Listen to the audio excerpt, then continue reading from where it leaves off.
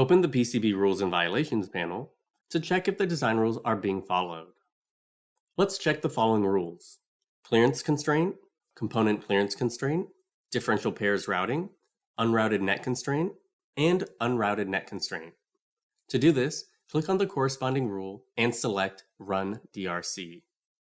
If there are any violations, they'll be displayed in the lower section of the panel. Click on a violation and the software will automatically show its position on the board. For a more convenient display of the violation, you can switch the display mode to dim, and the offending objects will be highlighted. Is it necessary to fix this violation or to adjust the rules for the new requirements? Similarly, we can check the other design rules. You can also set up and run batch checks of design rules by using the DRC tool. You can launch it in the following way: Tools, Design Rule Check. You can learn more about this tool by following the link in the guide or by pressing the F1 key when the mouse cursor is over this dialog.